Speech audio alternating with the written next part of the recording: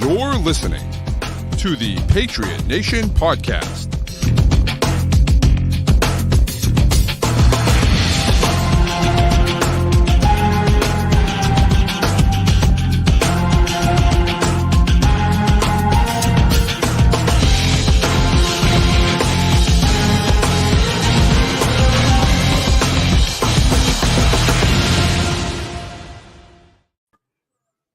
All right, welcome into another edition of the Patriot Nation podcast, of course, brought to you by FanDuel, the official sports wagering partner of CLNS Media. Go to FanDuel.com/Boston to sign up today. And today, it's your boy, Pat Lane, as always, with my guy, Matt St. Jean. And today, we're finally doing the crossover event that somehow we haven't done yet. We used to be at Pats Pulpit, everyone knows. Brian Hines is still at Pats Pulpit, crushing it over there as the main Patriots reporter over there, and he's finally on the show with us. It's long overdue, but we're happy to have you here, Brian. It's great to see you, and thanks for coming on the show, man. Yeah, thanks for having me. It is way too overdue, but happy to be here and finally getting this one checked out. That's right. So big, semi big week of news, of course. It was funny because Matt was saying we didn't have the show on Thursday because of the interview that I had with Matt Hamashek, which is out now on YouTube if you haven't seen it, about the dynasty. And Matt said, he's like, they're 100% the Patriots are going to announce the offensive coordinator on Thursday. That's absolutely what's going to happen. Of course, it is what happened. And so we did not do a show yet. But, Brian, what are your thoughts? And Matt, we'll get yours afterwards. What are your thoughts on Alex Van Pelt? And if you want to expand to include Bob McAdoo in that as well, they've hired him since as well. What are your thoughts on those hires?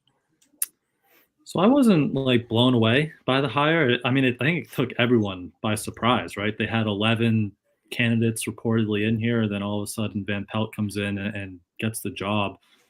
And there's pros and there's cons, and I think it's good that you get an experienced guy in here, right? You have a first-time head coach in Gerard Mayo. You have a first-time coordinator on defense and special teams. Did you really want a third coordinator that was brand new and has never done this before? Maybe not. So it's good to get a guy who's been in the league a long time, has experience doing this, has been to some successful offenses, obviously worked with Aaron Rodgers, had success with Baker Mayfield, had success with almost every quarterback that went through Cleveland last year, except Deshaun Watson, which is kind of funny, but yeah. So he's got the experience. He's worked with a lot of quarterbacks. You assume Patriots will have a young rookie quarterback for him to work with. But he's never really called plays either, which is, kind of weird. He did it once. He did it with Buffalo in 2009. So we're talking 15 years ago almost. He did it for a game or two there when Kevin Stefanski had COVID. So I wouldn't call it a home run hire, but I think it's a good hire, and it definitely has the potential to kind of pan out here for them. I like it. Yeah, I like it. I like it a lot. The whole not calling plays thing doesn't bother me that much. You look at some of the other trendy candidates. Zach Robinson, he's not a play caller. Kubiak from San Francisco, I know a lot of guys wanted him. He's not the play caller. Right. And, I think in an ideal world, you'd get that guy. But typically the play caller then ends up getting promoted to become the head coach. So you're probably not getting a play caller there. And, you get a guy who's, like Brian said, he's steady, he's experienced, he's a veteran. From all accounts, he's a player's coach too. What we've seen with Bill O'Brien and Pat Patricia, Josh McDaniels there, it's going to be a very different mindset offensively for these guys in practice. And yes. I think that'll be a good thing. We'll see. I don't know how good that's going to be 3, 4, 5 years from now, but year one, it's going to be a breath of fresh air for these guys. And, maybe that gets something out of some of these players that we hadn't seen before, just a different mental treatment of it. Watching some of the Cleveland film too, I really like the run game stuff they do. It's varied. They do everything. And they do a lot of misdirection stuff. And I think if you can get the best out of Cole Strange, he's a huge fit with what's done. I think Michael Onwenu is still a fit with what they've done. And it should make life easy on a rookie quarterback. The whole thing is basically we're going to run the ball as much as we can, use that to set up play action, and go to some spread West Coast stuff on third down when we need to pass the ball. And that's, Evan Lazar mentioned it in his article today. That's Drake May's music if you're looking at the quarterback Yeah. at the top of this draft. But also, if you go further, if they're not enamored with a guy at the top, Bo Nix, I think, is capable of doing that in theory, at least. We're going to talk about what he did at the Senior Bowl this week. Please don't. But he's a guy who did that in college. JJ McCarthy is a guy who did that. And if you're looking for a bridge quarterback too, you might be able to have a good offense here with a bridge quarterback because you're relying more on the run game while you wait for whoever your next franchise guy is. Yeah, that's a good point. By the way, quick shout out to Thad's younger brother, 21st birthday today. Happy birthday to Thad's younger brother. But no, look, it's interesting. The Van Pelt thing is interesting. And you're right, Matt, that, you're not getting really a guy that calls plays. I mean, I don't think any of the guys they brought in for interviews have been real play callers. Now, of course, Josh McDaniels was on the table, but I'm happy they didn't bring McDaniels in. I didn't really want Josh McDaniels as the guy. I don't think Zach Robinson called plays in LA, right? Did he not? No. And so even him, they had the floor, and then did McVay call plays for them? Like Robinson wasn't even the offensive coordinator there. So. Yeah, that's a good point. Yeah. So, it's you weren't necessarily getting a guy that was calling plays. I do, but the fact that he was around and the fact that he's been there for a long time and he has a lot of experience, to me, that makes a big difference because Mayo's a young guy. Covington's a young guy. Jeremy Springer, who they hired as special teams coordinator, is a young guy. They're all young guys. You need someone with some seasoning and some experience in the league. And I think that Van Pelt gives you that. And look, is it all like high end? Like his team, his offense was top 5 in the league every year? No.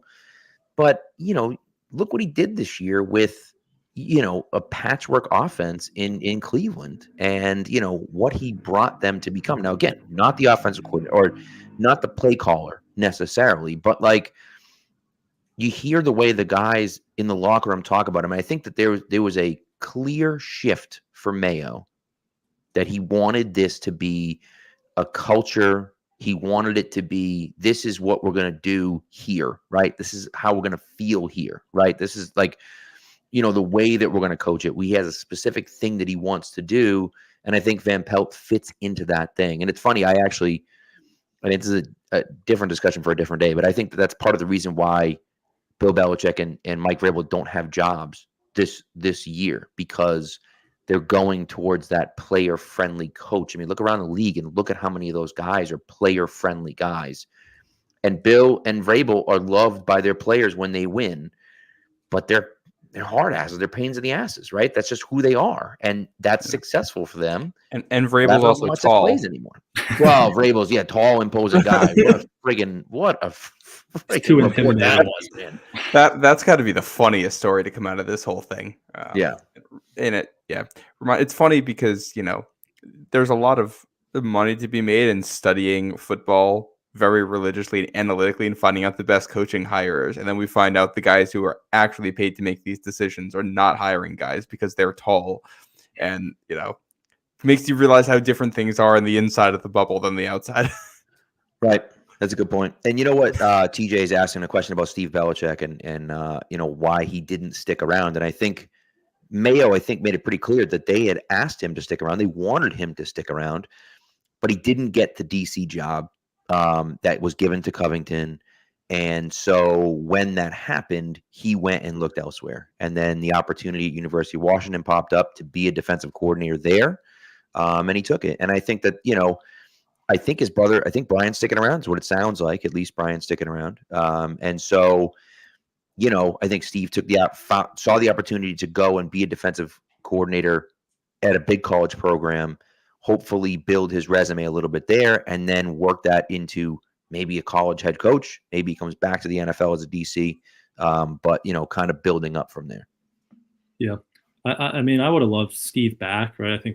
I thought he did a really good job the last 4 or 5 years since he's been kind of that de facto play caller, defensive coordinator. But like, what's his role if he came back here? I know that associate head coach title was flown out there, but if you're giving play calling duties to DeMarcus Covington and then Steve gets an assistant head coach, like, is that a demotion or is that a promotion? Like, it's kind of just a weird kind of dynamic there. And then if things go bad for Covington, if the defense or people outside of the locker room going to start saying like, maybe we should give Steve the play calling duties back. So it might have been just kind of a weird setup, but I think he was a great coach, and I hope he does have a lot of success over in Washington, and that'll be fun to watch. Seems like that's been kind of a path where these defensive coordinators are finding success at the college level, so that'll be fun to watch Steve out there. Yeah. And that's with head coach Jed Fish, a guy who was recently in the building here in New England. Some familiarity there, and Vinny went with him. Yep, that was what I was going to say next. Took the words right out of my mouth. So, boys are sticking together. They're just off to their college adventure now. So who was because the head coach there left and took the job at Alabama. At Alabama, that's right. And then Fish was in Arizona, and he went to Washington, and now I'm like, I thought Jed Fish was in. See, I don't follow college football quite as much as. And I should have known that, right? But I'm like, Jed Fish, I know is in Arizona. And then people were like, he's going to Jed Fish. And I'm like, wait, wasn't he in Arizona? And he then did a great job there, too. He did a really nice job there. Yeah. I completely forgot that Jed Fish took the Washington job. And when I saw that Steve Belichick was interviewing with Jed Fish, and then I saw the next day Steve Belichick taking the Washington job. And I was like, wait, how did he end up in Washington? completely forgetting it. Life moves fast. I want to touch on this here too when we're talking about Van Pelt, going back to that. One of the things I thought was interesting with him is how creative he is as a play designer. He's the guy that does all of that, as far as I know, for Cleveland. Like, he does everything but call the plays on game day. And it doesn't take very long into the tape in this season to see a play where they're on a shotgun formation, and then the quarterback, the running back shift over, so the running back is behind center. The running back takes the snap and then hands it to the quarterback, who then runs like he's going to run, and then circles back into the pocket and chucks it deep to a guy who was wide open. Now, of course, it was Deshaun Watson. A throw came up about 15 yards short of where it should have been, but the guy was wide open. And I think it's clear that he's a guy who's willing to do things in an unorthodox way, which, things are going to be different with this New England offense. Will they be better? I don't know, but they'll be exciting in that they're different, at least for this season. I liked seeing that. And the other guy who's rumored to be coming in, Ben McAdoo, here, is somebody who's been known for kind of being overly vanilla on offense. And I think there's something to be said about having the experimental guy with the vanilla guy as his advisor to kind of telling him when to rein it in. And, you got the Browns and Van Pelt with a run-first offense. McAdoo has always had, these pass-first offenses, except for that one season in Carolina. So they're opposites in a lot of ways. And as long as they got a good relationship and work well together, I can see a world where that's a really fortuitous pairing. Yeah, and it will be interesting because we can only look at what Van Pelt's running in Cleveland, what he's running in Green Bay. He could kind of come in here and change some things around and have his own ideas that maybe Kevin Stefanski wasn't a fan of in Cleveland. So, I mean, Matt, I agree with you. Like, really diverse run game. They can hit the outside stuff, and then they kind of took what Sean McVay has done and started going some more of that downhill and counter with that. They look for the explosives off play action, but that's, again, what he showed us in Cleveland. So maybe we get out on the practice fields. We won't know till spring, and then really not even till the summer. And it could look probably not completely different, but it could have its own little spin on it. And definitely if Ben McAdoo it comes in here, maybe he has, some of his own parts of his offense that he implements to this thing. Yeah. Well, and you mentioned in there too, the way they get like the explosives in the running game and the way they'll hammer between the tackles. One of the things that stood out to me there is it seemed like he was really good at putting like tight ends in position to block, where even if you aren't a good blocker, you can get successful blocks. Like they had a play in there where you got their tight end motions into the backfield to be a fullback, and then it's a power play with the fullback leading and the guard coming behind him, and he gets a clear shot to the second level against the weak side linebacker, and he's got the advantage. He's got the leverage. He's on the inside, the linebacker's on the outside. All he has to do is hit him with a full head of steam, make sure he hits that inside shoulder so the guy's boxed out, and it's an easy block for him. And then the guard can come behind and, hit the bigger linebacker and make things happen. And then right after that, they dial up the same look, but it's play action, and the tight end is sneaking out for a pass look, and they ended up, I think it was a dagger concept to get a receiver wide open. Yet again, Deshaun Watson came up short on the throw, which was a theme going through this. But, using that to get good looks for your blockers and then turning that into even more wide open looks for your receivers, which they need. Hey, listen, Watson may have had a tough year throwing the ball, but he's a fantastic human being. And so I can't believe he said that. I really can't. I mean, I know he's got to say something like that, but holy crap. I was like, Jesus Christ, Joe Brady. Well, and the way he phrased it was even worse too. Ken Dorsey, because it wasn't just Dorsey. like Joe Brady. Because it wasn't just like, oh, like we all know he's a good person. It was something it was from everything I've heard about him. He's a really quality human being, which is even worse. Yeah, that's like really that's just bizarre. Who the hell are you talking to? Really. Like if you're gonna say he's a good person, say, hey, I got to meet him and he seems like a great young person. And it's like, oh, it's just based on my experience with him. But no, you're basing it off of everybody else's experiences with him. Right. Yeah, it's crazy. Crazy. So anyways, look, and I think what it does, and we'll know, we don't know for sure what the situation is, but for me, keeping Covington at defensive coordinator, and now they added I already blanked on the kid's name that they just brought in from Green Bay, the defensive line coach. Jerry Montgomery. Yes, thank you. Who Rashawn Gary had some great things to say about him when he left. And so, you bring him in, but for the most part, you're keeping that continuity on defense. You don't need to overhaul the defense. You need some more pieces in there, but you want to keep the defense primarily pretty much the same. The offense, you needed a complete overhaul. And so you brought in Alex Van Pelt. I was very nervous they were going to bring Josh McDaniels back. They were going to run it back with Mac Jones. They could still run it back with Mac Jones, but I don't think they're going to. But I think if they had brought in Josh McDaniels, that would have been a sign that they were willing to do that. And they need to just start over offensively. And there's going to be growing pains, and it's not going to be perfect, and people aren't going to be excited about it. But I'm willing to trust them for a year or two to see if they can get it to where they want it to go. Because we just need a change from the last few years. It's been a disaster the last 2 years. And so, so we'll see how it goes. But I think they're doing the right thing in overhauling the offense and trying to mostly stay the same on defense. Yeah, I definitely agree. And part of that overhaul, and Matt, you were just talking about the tight ends where, all three of their tight ends, Hunter Henry, Pharaoh Brown, and Mike Gesicki, are free agents, right? So you knew something was going to have to happen in that room. And watching some of this, Cleveland, the games from last year, David Njoku was such a big piece of their room. And I don't know if you want Hunter Henry in that role but you might seriously start moving tight end up. You guys are doing these mock drafts. You might have to start, I don't know if Brock Bowers is too rich, trading back in the first round for Bowers, but someone like Jatavian Sanders, and we'll get into more of these prospects later, but that tight end spot is so big in that offense. So that might be something that kind of moves up their board here in the next few months. Well, the other name I think to watch is Shaheem Bell, the Florida State guy, because he's just a super, I don't know exactly, he's listed as a tight end. He kind of does everything out there.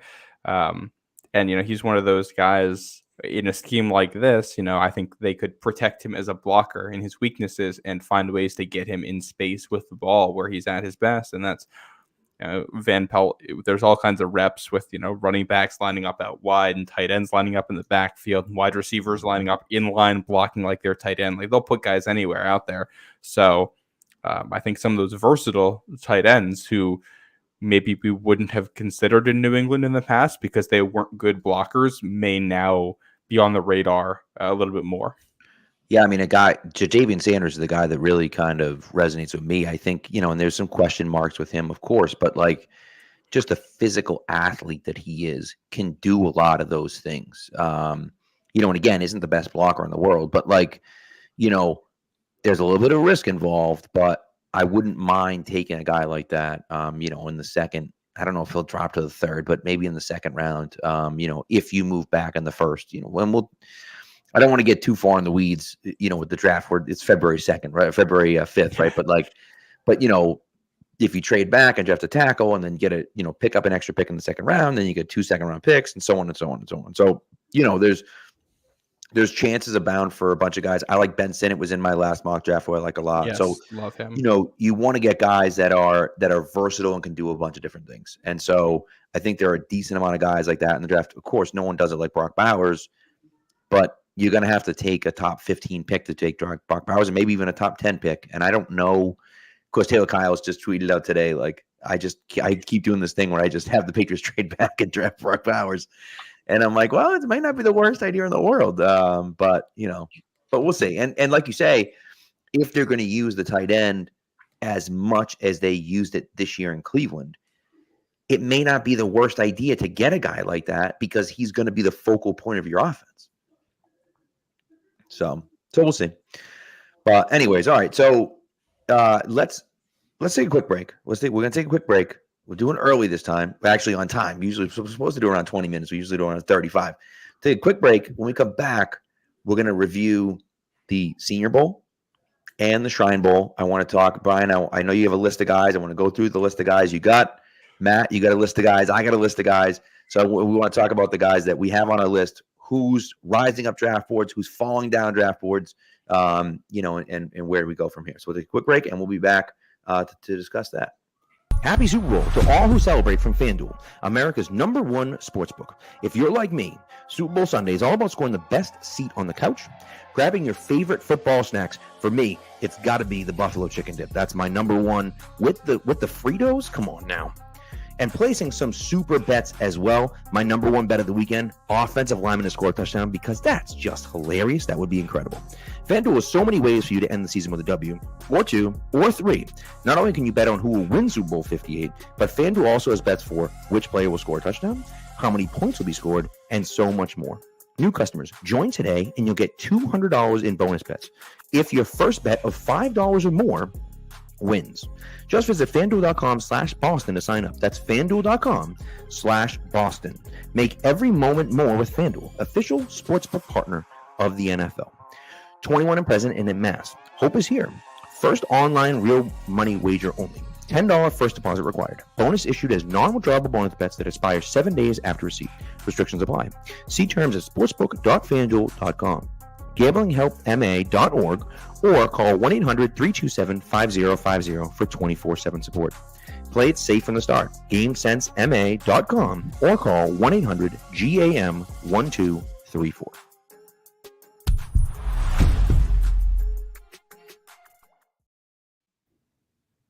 All right, we are back. All right, Brian. So who caught your eye? I guess we can start with one or two guys. Who really caught your eye the most at either the Shrine Bowl or the Senior Bowl? Just open it up to everything that happened this past week. Who's like the #1 and #2 guy? You're like, holy crap, that guy's better than I thought he was going to be. You want to start local? Ready? UNH. Yes. Dylan Lobby. Yes. There was if you watch them at all at UNH, which I don't know how many people did, but they use this guy like all around the field. I think he had like 11-12% of his snaps in the slot. He's a pass catcher, and he's a running back, but he's a pass catcher, and that's what this team has needed since James White has retired, right? And he's from UNH, so you want to see down at the Senior Bowl, how does he fare against better competition, right? He's going against some of the top defenders in the country, and he held up, and he was awesome. He was, the burst with the ball in his hands, the route running, held up in pass pro. He was really awesome. So I think maybe the 4th round pick for the Pats might come in like 110, 115 range, depending on the comp picks. I wouldn't rule that out. I think that could be in range anywhere from that point on. And I mean, that's such a player that they've missed. So I would love that. And then like any of these wide receivers, they had an awesome week. And I'll go Roman Wilson. He also got a lot of hype online. Matt, you're a Michigan man, right? So you've seen a lot of Roman Wilson. I just love those short, kind of shifty slot receivers. And he's not a pure slot like a Demario Douglas, but he can move out to the Z. He's not afraid to get his nose dirty in the run game across the middle of the field. But just guys who can create separation with ease like that, and that's what he did. He was pretty uncoverable in one-on-one. So Roman Wilson was, on my list already going into the week, and he only confirmed the positive things I thought about him. I love it. Yeah, he's good. And he's, we talked about J.J. McCarthy being a difficult evaluation. Everybody in that Michigan passing game is, because there's so few true dropbacks against good defenses. And it's just not super high volume. So, Roman Wilson's production doesn't look anything spectacular. But Brian, I'm not sure if you saw it earlier today, but Lance Zierlein actually had Roman Wilson going in the first round in his mock draft today, sneaking in right at the end. So, I like him. There's some Julian Edelman in his game, I think, too, because the feistiness he plays with. There's a video going around on Twitter today of him blocking some guy. And that's pancake. Big time Edelman. I got a pair of receivers here that stood out to me. I'll just go off of that. I like Jamari Thrash and Brendan Rice. Thrash from Louisville, Rice from USC. I think they're both projects a little bit still at this point in their careers, but I think you saw the athleticism translate really well. They got the size, speed, acceleration, agility that you want at the position. And, they showed they could win one-on-ones and they could make some plays in there. Thrash in particular as an athlete reminds me of the guys Green Bay has this year. They just have a whole bunch of those guys who are smooth athletes and nobody who's going to be truly elite on their own, but guys who can consistently win one-on-one. That's kind of what Thrash looks like. He just has issues with his hands right now. And Brendan Rice, inconsistent, but a little bit of Nico Collins to his game. Almost, he's bigger bodied. And then I want to go over to the defense here too. Cam Hart, the corner from Notre Dame, he stood out. Somebody mentioned him. Somebody mentioned him here in the chat earlier. He hits hard. When they mentioned right at the top of the Senior Bowl, you can't blitz in it, and like the next play, it's Cam Hart in the backfield breaking something up. Yeah, and he just he read something coming and flew up and made a tackle. He hits hard. Would not be shocked to see him in New England. He's going to dominate the combine too. So he's on, the freaks list that the Athletic does in the preseason. He was on it. I think he squats 500 pounds. He can do like 40 pull-ups. He can hit 23 miles an hour. So it's crazy running. So he's going to be a combine warrior. But yeah, he had an awesome week. And Brendan Rice was interesting because, he's 6'3", and the first day he's out there and he's winning like you'd kind of expect a 6'3" receiver to win with physicality, top of the route. And then the next 2 days he comes out and, he's creating separation and he's winning that way. So Daniel Jeremiah kept throwing – I like Nico Collins, but Daniel Jeremiah kept throwing Michael Pittman as a comp out there, and that's someone who we've all been saying the Patriots should throw money at if he hits free. So he's definitely an interesting kind of mid-round guy there at that position. Can I throw a negative out here while we're talking about the receivers? Because I thought there was only one receiver where I thought stood out in a negative way, and that was Tez Walker. He dropped was a million passes. Yeah, drops were an issue for him. Separation was an issue. It just kind of felt like every time the announcers were calling his name in the game, something bad was happening too. And, you see that a little bit on tape at UNC. He's inconsistent there, and his good plays are really good, but also he was the only guy of value in that offense not named Drake May, and it showed when he was out there. So definitely not a polished product there. He has the athletic traits, but struggled at times to get open, and when he was open, he was dropping the ball. So I think I've seen some people call him a second round pick coming into this thing, and to me, he looks like a day 3 guy from what we saw. Yeah, I agree. So just 2 notes on your 2 guys, Brian. Wilson, he's not the same guy as David Givens, but David Givens, he just reminds me of David Givens because he's coming from an offense that just didn't throw the ball. Notre Dame just refused to throw the ball when he was there. And so he's this guy that had very limited production at Notre Dame and, ended up being a 7th round pick because of it, but was actually a good receiver, just never got a chance. Right. And so Wilson might be that same type of guy that David Givens was. And again, he's not going in the 7th round because they do it a little differently than they did it back then. But nevertheless, that's there. So, and Lobby I had on my mock draft this last week, of course, I had him going in the 6th round, which I was like, there's almost no chance after he performs this week that he's going to end up here. But I was like, he's available now. I'll throw him in there. To your point, he had 117 catches the last 2 seasons combined. So he's just a receiver out of the backfield, and they could really, really use that. So returns punts too, I think. Yep. Yeah, guy does everything, which is cool. So football player. A few guys for me. I mean, Lad McConkey seems like an obvious one. The guy just dominated and was kind of the talk of the bowl.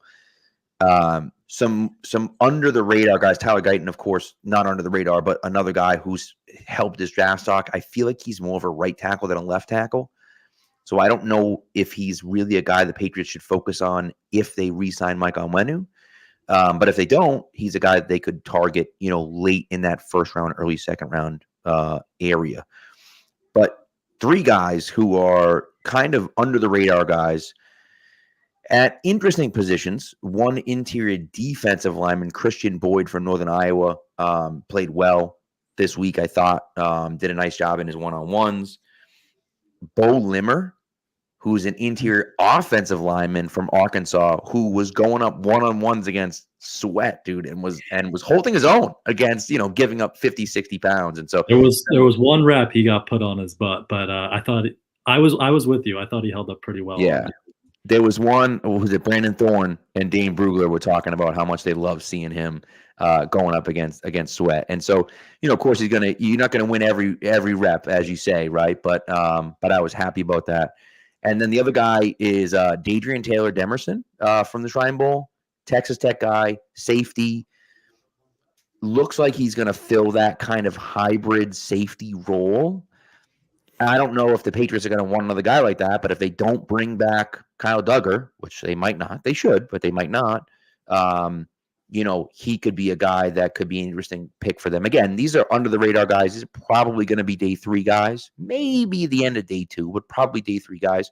But I thought that they helped their draft stock significantly at the 2 bowls. And Thad mentions Luke McCaffrey, who, genes alone, dude, I'd be happy drafting that guy, anywhere from the 3rd round down or whatever, Him and Brendan Rice, and call it a day. And you have right. one of them. Yeah, exactly. See, there you go, And Marvin Harrison Jr. too. And Yeah. we'll take right. Draft all 3 of them.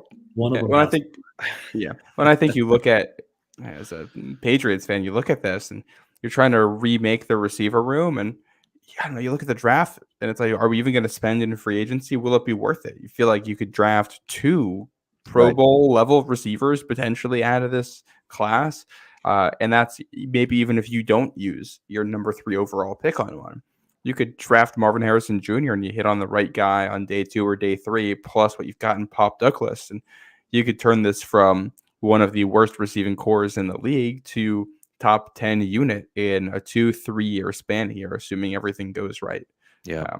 I think the big winner overall is depth at wide receiver, depth at tackle, I think. Yeah.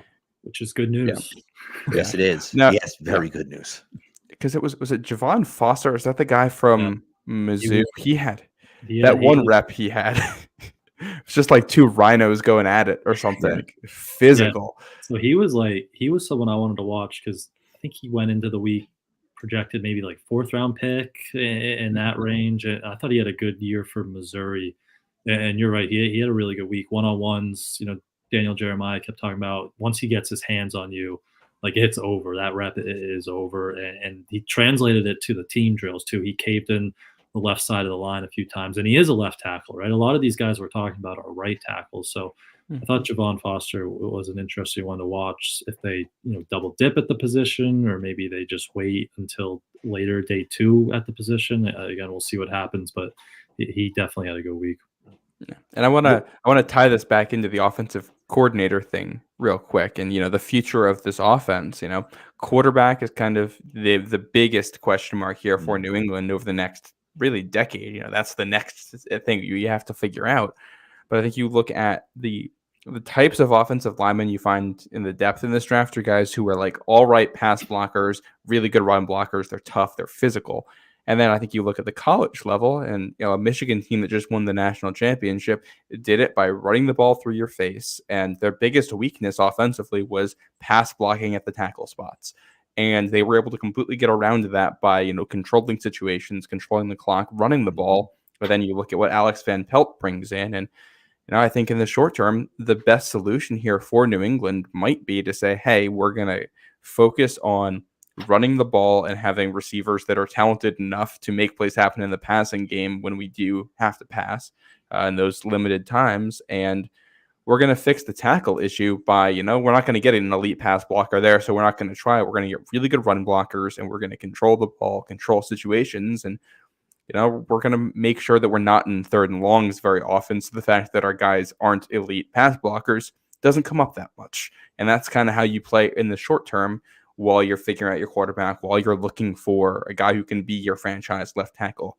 And I think that, as we see defenses getting lighter across the board, might be your zig when everybody else is zagging approach to this whole thing. It's interesting. It's an interesting take on it. I don't hate it. And again, it makes sense based on where Alex Van Pelt came from, right? And where he's coming from. And as Brian said, you mentioned it, right?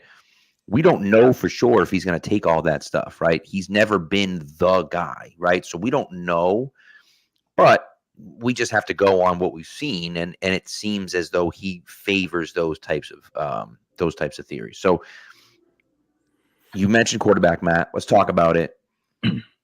I thought, man, the Senior Bowl quarterback play was just dreadful. I mean, dreadful. And it wasn't as bad throughout the week, I didn't think. But the game itself was just like almost unwatchable. I mean, the interception that Sam Hartman threw was like, what in the world are you looking at? Right? And then the interception right before him, who was the one that was it? It wasn't Milton that threw it right before him, was it? Yeah. They was back to back. It was Milton, right? In the end zone. And Yeah. it was just like, what in the world are these people looking at? And it was bad. It was real bad. And those are two experienced quarterbacks, Right. veterans who are making mistakes like that. That's what this QB class looks like.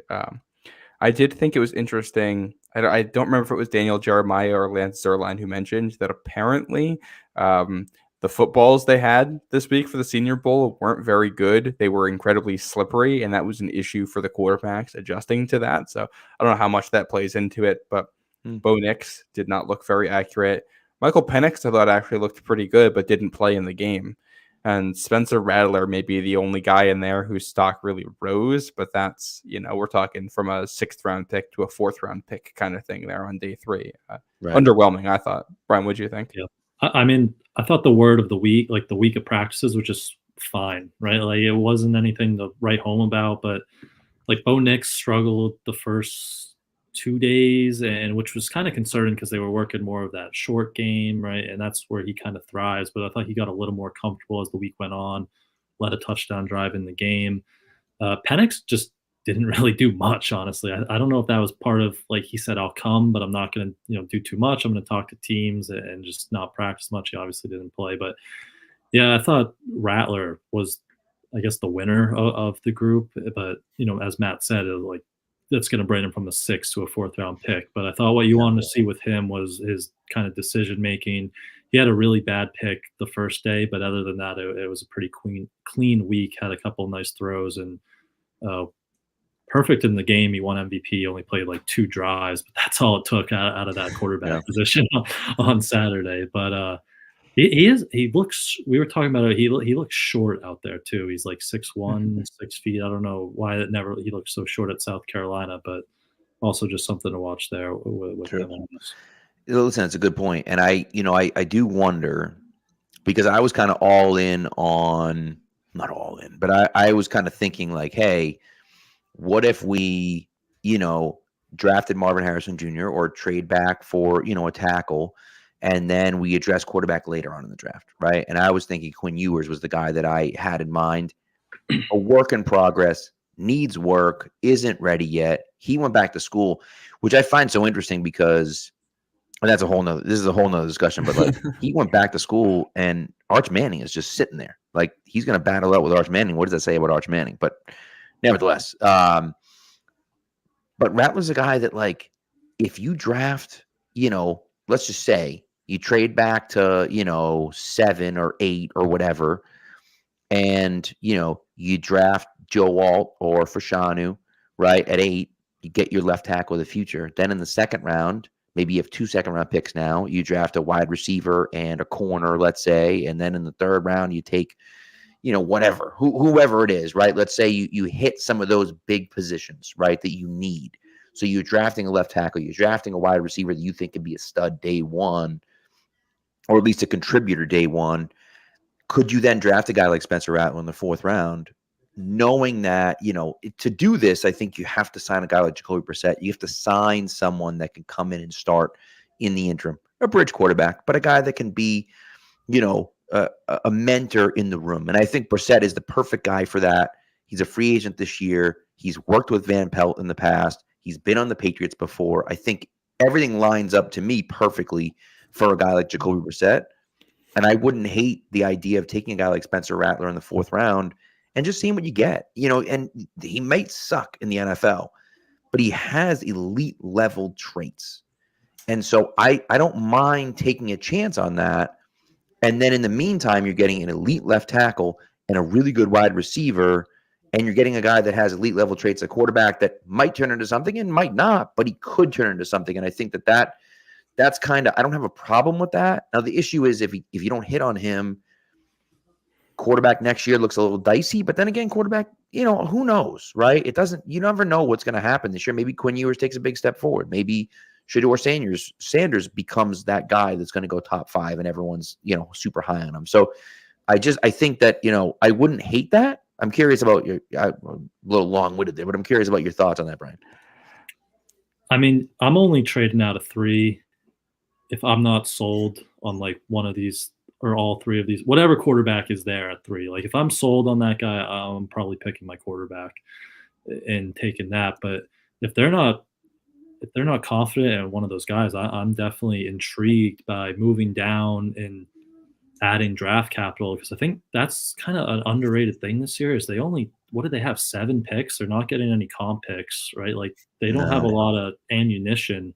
So if you can get another top 50 pick, maybe even if you can get a first next year, I think that would be a really good route to go. And then, maybe, get a quarterback day 3. I'm not interested in like a bridge guy on day 2. Probably, I think that might just be a waste with these tackles and wide receivers that are there. But I agree. Yeah, if you could sign Jacoby Brissett and then maybe a Spencer Rattler or Michael Pratt is there in round 5, I don't think that would be a bad way to kind of construct your room for a year and build up the rest of your roster elsewhere. Yeah, I'm only going quarterback like after maybe round 5, but I really don't like the depth at the quarterback in this draft. Yeah. Like I'm not interested in guys who've been in college for 4, 5, 6 years who still have this many question marks about who they are. I think that's really low reward propositions. And at least in the first 4 rounds, I think there's so many good skill talent guys. There's offensive players there. I think it's just hard to like. I wouldn't pass up on Dylan Lobby to take Spencer Rattler. Right. I'm just not going to do it. So I think if the quarterback you like is there at 3, you take him. Otherwise, I think you probably just focus on building up the offense and figure things out. And I think you should go into the draft having a quarterback you feel can start next year for you. If that's Right. Jacoby Brissett, if that's Baker Mayfield, if that's an option here, or insert any veteran of your choice into that sentence, because there's no guarantee they come away with a quarterback from the draft, and even if they do, there's no guarantee he is ready to start right away. And then even with that, you want to have a quality backup. I don't think we're counting on Mac Jones or Bailey Zappi to be even a backup quality guy next year from what we've seen in the NFL. So I think in an ideal world, you want to sign one, draft one.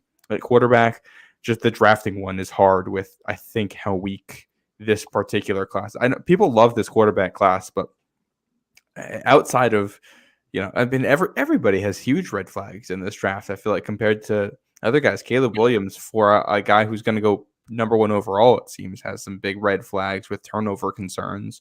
Drake May is still very good, but very much a project. Jaden Daniels is a 5-year starter coming out who didn't break out until his 5th year. JJ McCarthy is, a blank canvas that you can project anything you want onto. And then Bo Nix and Michael Penix, who, maybe in the 2nd, but Lance Zierlein has the Patriots trading up to pick 30 from pick 34 to take Bo Nix after passing on Drake May at 3 for Marvin Harrison Jr., which I thought was interesting. He seems convinced that Drake May is going to slide from what he's been talking about, and he's usually pretty plugged in, so I'm going to be monitoring that.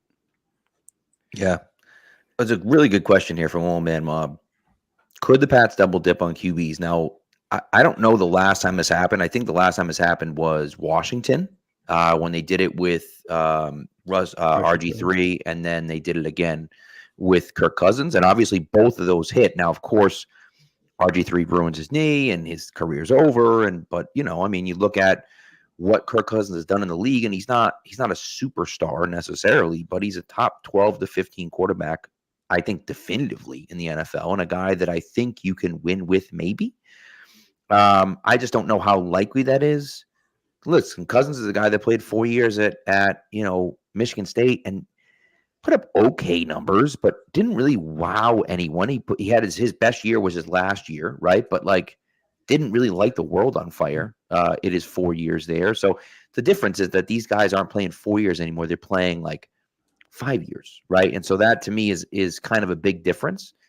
But still, I think that I don't think that's outside of the realm of possibility. Well, I think it's tough with Kirk Cousins too, because he took 6 or 7 years in the NFL before he got to be, the guy who he is now. And I don't think there's a guy as good a prospect as Cousins that'll be there on day 4, or as good a prospect as RG3 was, who may be there at 2, let alone at 3. So I don't know, Brian. I'll let you go here.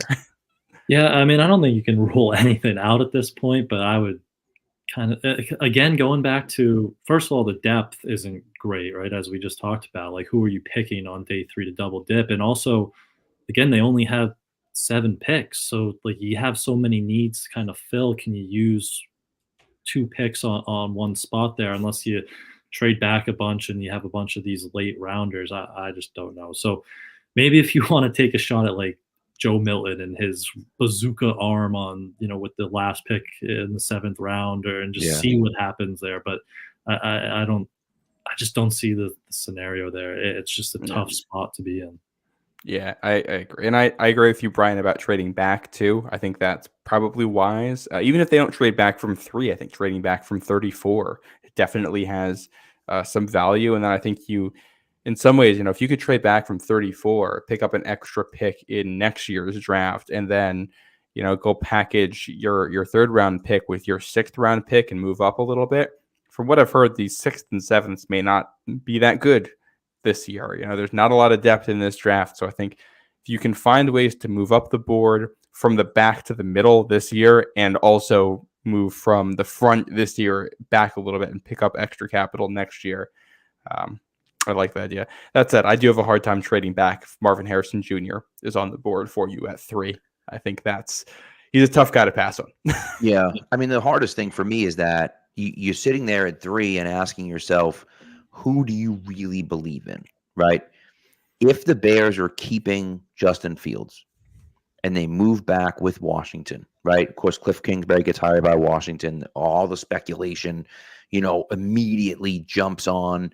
They're going to try to move up and get Caleb Williams. If they do that and the Bears keep Justin Fields and take Marvin Harrison Jr. at number 2, now you're sitting there asking the question, do you believe that Drake May or Jaden Daniels are our future superstar, right? Are they the franchise quarterback you're looking for? And if they're not, then I think you have to trade back, right? I just don't see the value in taking a starting left tackle at 3.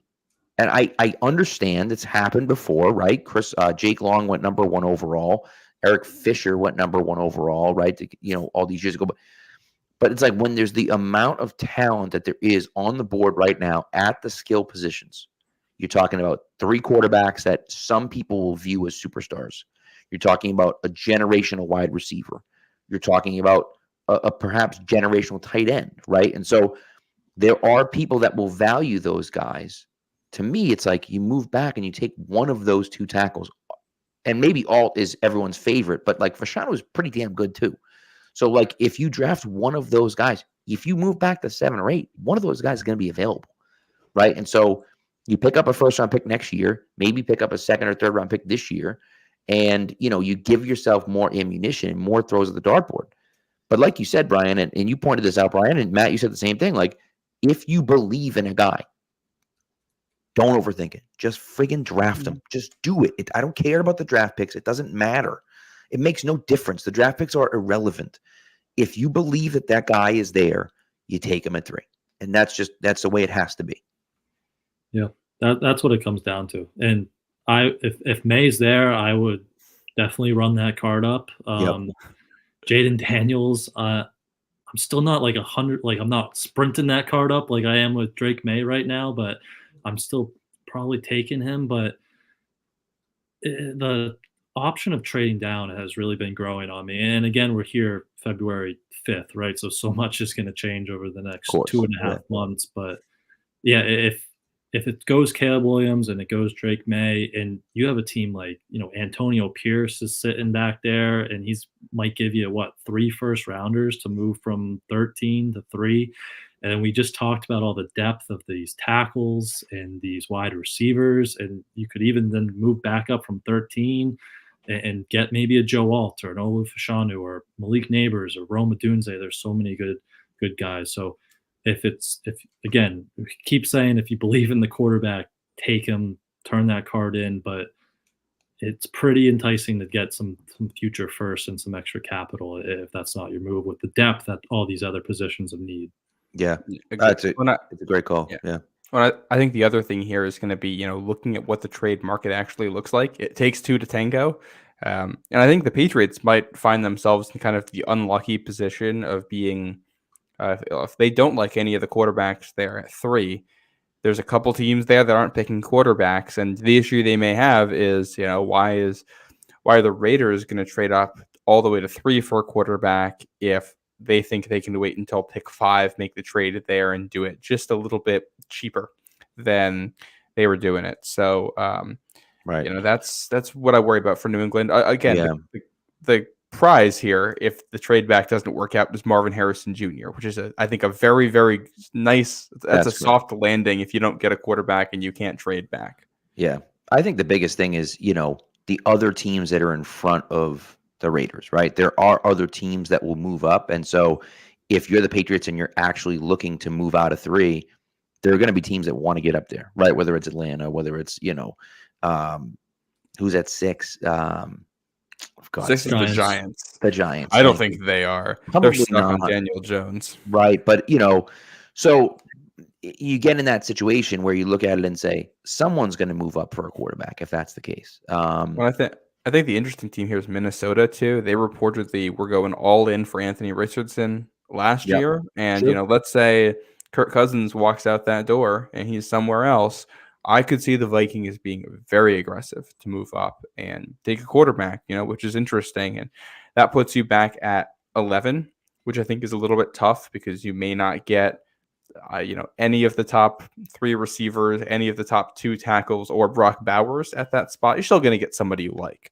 But, you can trade back and trade back up if. Well, right. Yeah. Look what Miami did when they made the Trey Lance pick. And Brian, you just mentioned it, right? You move back, you pick up 3 first-round picks to do it, or I guess 2 extra first-round picks to do it. And then you use one of your first-round picks to move up back to 6 and take, they took Jalen Waddle, but you move back up to wherever it is you want to go and take a guy there. So, there are endless possibilities for the Patriots. I do think, if you believe in the quarterback, you take the quarterback. But then, if you don't, or if you feel like there's value somewhere else and you want to do, you mentioned Kirk Cousins could be somewhere else. Maybe Kirk Cousins is here right now. I don't know if he'd want to sign here, but maybe you sign Kirk Cousins here and you say, all right, we're going to go out and we're going to get Kirk Cousins and we're going to sign, Calvin Ridley maybe, and we're going to, whatever the case may be, and bring back Kendrick Bourne and, and then we're going to move back in the draft, and when we move back, we're going to draft Fasanu or Alt. And so now we have our, cornerstone left tackle. We have a quarterback that we feel like can be successful in this offense. And then we draft a wide receiver in the 2nd round. And so, again, there's so many possibilities with the immense amount of cap space they have, with the draft capital that they have. And again, Brian, you mentioned they're not getting any comp picks, which is tough, but they have a high 1st-round pick, a high 2nd-round pick, and that high 2nd-round pick, because of the rotation, because the 3 teams tied record-wise, the rotation is that the Patriots are in the middle first, and then they get that first pick of the 3-team rotation. So they're going to be the second pick of the second round. That's a valuable pick to move. And so, that was the pick that Will Levis was taken at last year, that Tennessee moved up to take him. So that's a valuable pick that the Patriots could move back from and pick up some extra draft capital. So, and stay at 3 and draft the guy they want. So, there's so many possibilities, but I think the big thing for me is like, and it sounds easy. It's, you make it sound easy, right? But it's like, just draft the right guy. It doesn't matter where you take him. Who cares where you take him? You have to be confident in your evaluation to draft the correct guy. You cannot miss in this draft. It's way too important for this team. Yep. Yeah, they don't have a lot of picks, but they have valuable picks, right? So it'll be interesting. And just on that trade, wasn't it Arizona last year? Didn't they go 3 to 12, and then they moved 12 to 6, and they got Paris Johnson? Exactly. The president's there, and that was a team moving up, not even for a quarterback. Texans moved up for Will Anderson, so you could probably get even more than what they got if there's a bidding war for Jaden Daniels between Minnesota, Denver, and Antonio Pierce and the Raiders. So you could definitely get a haul there. That's a good point. I also think the wild card here is, if Lance Zierlein is correct and the NFL just isn't that high on Drake May, Jaden Daniels goes too. And, what happens if, we all like Drake May on film, but there's other things there that make him drop, how that situation could unfold. We got a lot of time between now and the draft for things to change. These boards are going to be moving over the next almost 3 months here. So, we'll see. Well, I mean, remember Geno Smith? Geno Smith was like a guaranteed top 10 pick who fell out of the first round, right? And so, obviously it turned out that he wasn't very good right away, but Malik Willis, same thing. Malik Willis was getting talked. I mean, our buddy Thor Nystrom was saying he should go top 5. You just said Levis, kind of same thing, right? There was talk about he would go 4 last year to Indy, and then he slips all the way there into the 30s. So right, yep. So I think that's we'll see what Jaden Daniels looks like, but I think if we're talking about quarterbacks who can slide, I think anybody except for probably Caleb Williams, because it seems to lock the number 1 spot. Yeah, any of these guys are candidates to slide, because we're in the part of the draft process right now where everybody looks good.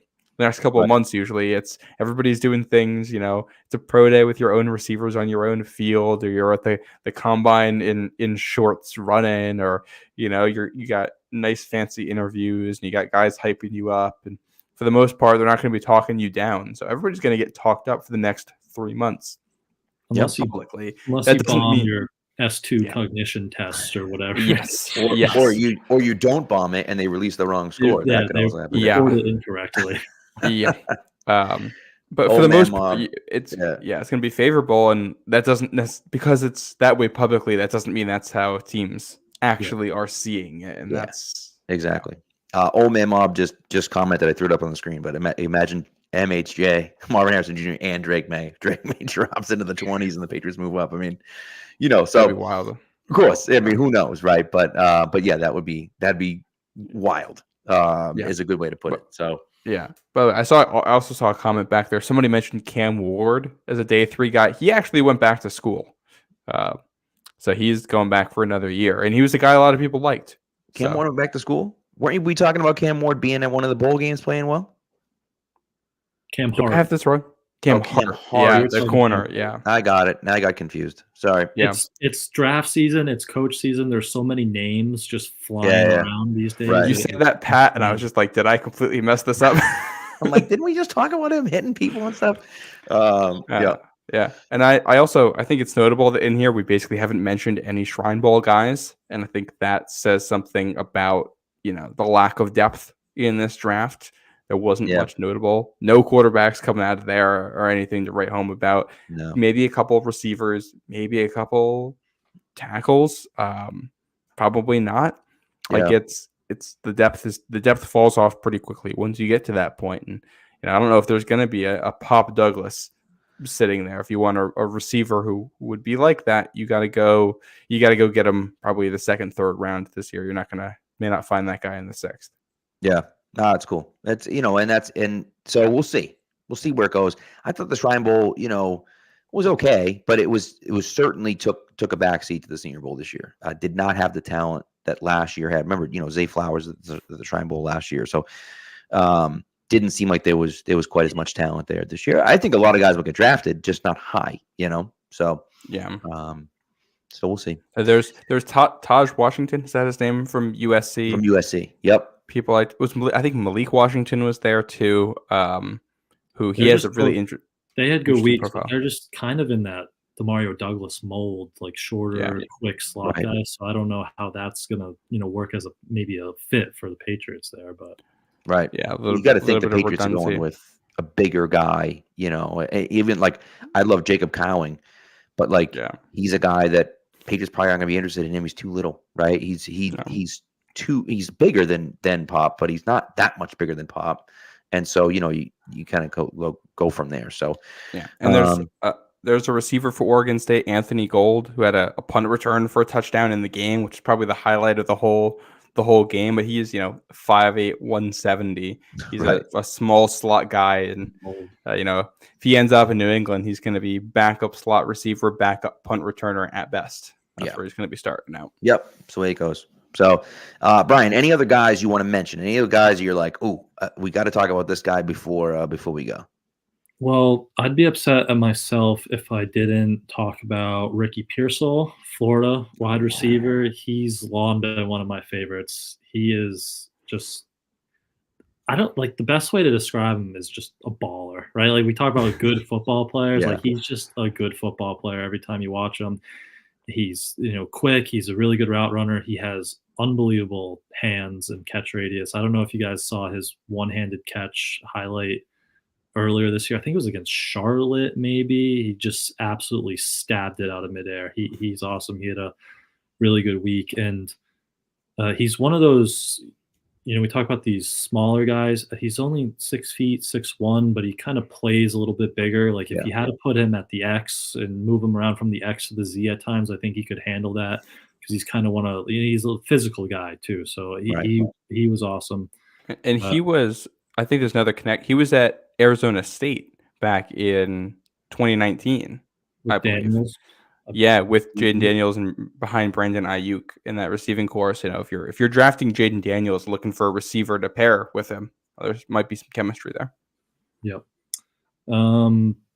Tackles, Javon Foster, we talked about had a good week. Another couple later round guys, Travis Glover, Georgia State. He was a late ad, and he had a good game, just kind of some nastiness to him.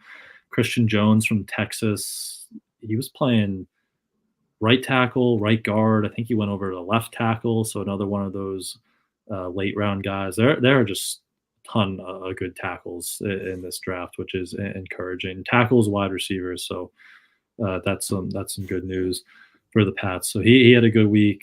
The one tackle I'd say went kind of down was Jordan Morgan from Arizona. It wasn't solid. There was one team drill, I think on day 2, where he was just in Sam Hartman's lap 3 straight plays at 11 on 11. So that was someone I watched and kind of moved him down the board. But the rest of the tackles had a pretty good week. Yeah, it's a good thing. I feel like last year it was the depth at tackle was really bad. And this year is the exact opposite. There's a ton of depth at tackles. And some guys that I think, we're going to get drafted in late day 2 or day 3. They're going to be starting this year. And so I think that's a great thing for the Patriots. If they're unable to address tackle at the beginning of the draft, that they can get a developmental guy that can step in, and maybe he's not the starter, but if a guy gets hurt, he might be able to step in. So, that happened to Matt Light's rookie year. Matt Light wasn't starting left tackle. Right tackle gets hurt. He steps in, starts at right tackle. Same exact thing happened to Nate Solder, where Solder steps in and starts at right tackle his rookie year, and they go to the Super Bowl in both of those years. So they're not going to the Super Bowl this year, but that could happen again. So, so we'll see. We'll see what happens. I think that's an interesting look at it for me. That depth is overwhelming, I think, like you say. And I think that's a great thing for the Patriots, who are needy at tackle. I've also been, with the Van Pelt hire, I know we just said, there's so much depth in the draft, and free agency is kind of weak, right? At the tackle spot, Onwenu and Trent Brown are kind of the top two there. There's Jonah Williams, Tyron Smith if you get down, but Van Pelt was just in Cleveland, and they drafted DeJuan Jones last year at right tackle, and they also have Jack Conklin at right tackle. And I'm blanking on their left tackle's name, but they have a good left tackle. So they have both of Conklin and DeJuan Jones at right tackle, and I thought I saw they wanted to go to DeJuan Jones, who's had a good rookie year, younger player. Maybe like a Jack Conklin shakes free. He's got, I think, 28, 29. He's got 3 years left on his contract. So maybe there's some familiarity there with Van Pelt, and they want to go that route, and they get a veteran in. You can move Onwenu back in the guard, and then you're only looking at one tackle spot in the drafts. So that was just another name, if you want to go a different route there. On the left tackle there, the guy who was, I think, the backup, but played most of the year, who was also like the swing agent, I believe, right? Garen Christian. I don't know if I'm saying the first name correctly. I think he was at least decent, and there's familiarity. And Wheatley, who's already in the building, very much an unknown, but also has familiarity there. Yeah, of course. And then Jedrick Wills was the left tackle that was hurt for the year, but yes, he's their starting left tackle. So it's fascinating, and there are guys that that could come in, and I'm not on board with the Trent Brown re-signing. I feel like Trent Brown should go. I hope they re-sign Mike Onwenu, but again, and to your point, Brian, he may not want to play right tackle, right? We don't know. And he's never said, right? He doesn't feel comfortable saying it. He never said anything. He never spoke out against it. He just kind of said, hey, yeah, I just go wherever they tell me to go, and I'll whatever is best for the team, and so on and so forth. It didn't sound like he was super excited to play left tackle. Now, maybe he didn't want to shit on them for not putting him at right tackle, right, and leaving him at right guard. I don't know. But, if it's a situation where he wants to stay at guard and the Patriots like Sidy So and they don't want to overpay for Onwenu, I guess I could see them letting him go. He's so good that, like, I'll take the extra depth, especially where you've had problems with Cole Strange staying healthy. I'd rather keep all of those guys in the building than let Mike Onwenu walk, even if he wants to play guard, and we got to play him there. Yeah, I just want to keep good players in the building, right? And they made this mistake with Joe Thuney like a few years ago, and we probably should have criticized them more at that time. But yeah, I want to. You have the money, right? He said he's wanted to be here. Just try to get that done. I still think he's best long term at guard. If they want to keep him at tackle, fine. I think he can do it even in this offense. But Pat, as you said, like Cole Strange doesn't stay healthy much. We don't know his injury timeline right now, right? Like he's hurt. Right. I believe he had surgery. So you have Sidy So. You hope he had a promising rookie year. You have Mike Onwenu and you have Cole Strange whenever he's healthy. Having three guards is like, it's not a bad issue to have, especially when you have Onwenu who can have that versatility. Yeah, and that's agreed.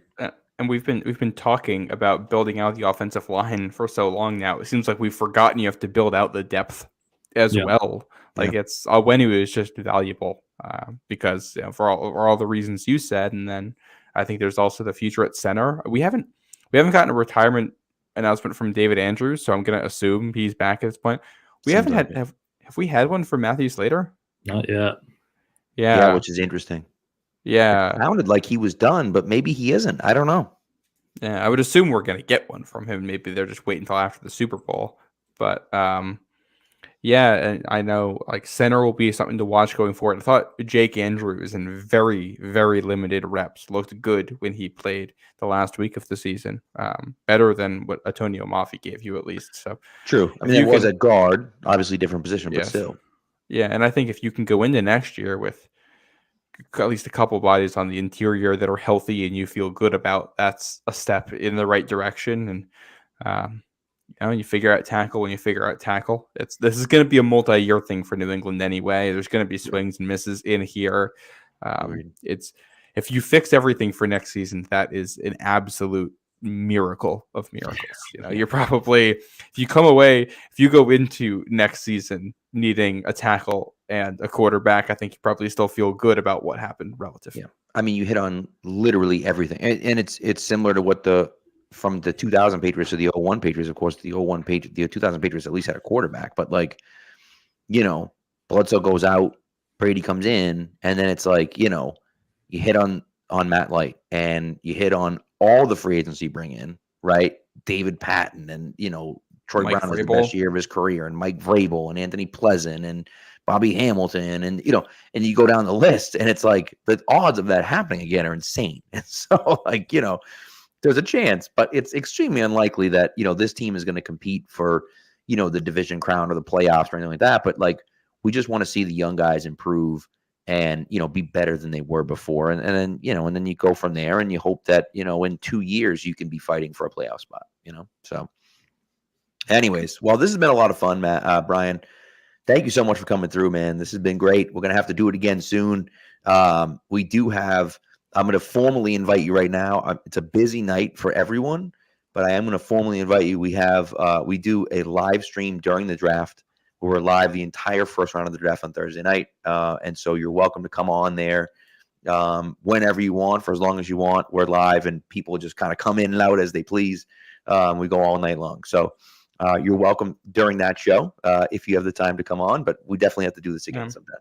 Absolutely. I mean, this draft's going to be weird. We're going to be like done within the first like half hour, unless they trade back up. Well, that's the crazy part, is that we are going to be done, but then it's like, well, they could trade back, and then if they trade back, now they're drafting a little bit later, and then it's like, if we're sitting there and we're looking at it and we're saying like, oh my God, they're at 34, but like there are a ton of guys on the board that they might like. They could be moving back up into the 20s. So there's going to be a lot of intrigue, even though you're right. They might be done at pick 3, but it's like, well, you never know. We could be sitting on eggshells the whole time, like wondering if they're going to move back up, And I think we can get to pick 3 and they trade back, and we're going to get you wait, and then you got to. But I do think, I know Pat and I talked about this. I think we're probably going to start the show a little bit earlier this year as a result. We're probably going to do some pre-draft stuff. So, Brian, I'm sure you're going to be doing stuff you're going to have writing and stuff during the draft. If you can't make it then, come by beforehand. And man, it's the next 3 months here are going to fly by, but it's every day is also going to be painful, because I'm going to log onto Twitter every day and see the same arguments. You know what it is. And they talk about this with kids, and it's similar. And so I'll use it because I think it makes sense. That the days are long, but the years are short, right? And we'll use months. The days are long, but the months are short, right? Before we know it, we'll be at draft time, but we'll be sitting there every day on Twitter like, Jesus Christ, just get me to the draft. You know what I mean? But yeah. So Brian, thank you so much. Well, listen, obviously Pat's Pulpit, clearly, hello. Like, if you're not reading Pat's Pulpit, you're offending me and Matt if you're not reading Pat's Pulpit. But Brian's killing it on Pat's Pulpit. And it's I am Brian Hines on Twitter, or X, or whatever the hell people call it now. Anything else to plug? Brian, other than that? Well, I mean, right here on CLNS, Barth and I do Pats Beat at least 2 times a week. We'll be starting our mock drafts, I'm sure, pretty soon, so that'll be fun. Make sure you tune into that. But yeah, Pats Pulpit. That's right. That's right. And he's part of the CLNS family as well. I mean, so it's a true crossover where we write for Pat's Pulpit and we podcast for CLNS. It's fantastic. So it's great.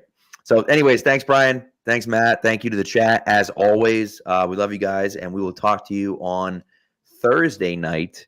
Whoa, wait, before we go, Brian, who do you got winning the Super Bowl? Forgot about that.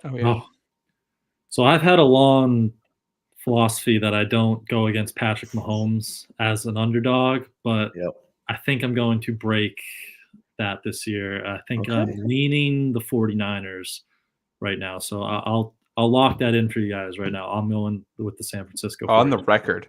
This is a Brian Hines exclusive right here. Exactly. I like it. That's good. I said before, I've said to Matt, and I've said it again, and I will continue to say it. I'm picking the Chiefs. I'm betting on the Chiefs. I'm putting all of my money and all of my apples on the Chiefs. And here's why, right? Obviously, Patrick Mahomes. But I desperately want the Chiefs to lose. If I put money on the Niners and they lose, I'm going to be friggin' pissed. If I put money on the Chiefs and they win, great. I win some money, like, good. But if they lose, I'm going to be happy. Yeah, I'm going to be out some money, but so what? They're going to be happy they lost. So that's kind of my theory going into it, is like, I'm betting against my rooting interests. We'll put it to you that way. So you'll be happy either way. That's hopefully. it. Exactly. Hedging- Right? Either I'm happy that the Chiefs lost or I'm happy I made some money. He's hedging his financial bet against his That's emotional bet. Also, I'm the biggest mush on the face of the planet. So like, it's bad. I'm like the dude from A Bronx Tale. It's just like, if you see me betting on someone, just go the other way. Fade my bets. Anyone that paid attention to my bets this year, I'm running the Patriots conditioning test because my bets were so bad this year. So, it's the way it goes. So, anyways, well, thanks, Brian. Again, we appreciate it, and we'll talk to you guys on Thursday night and give you like kind of a full preview of the Super Bowl.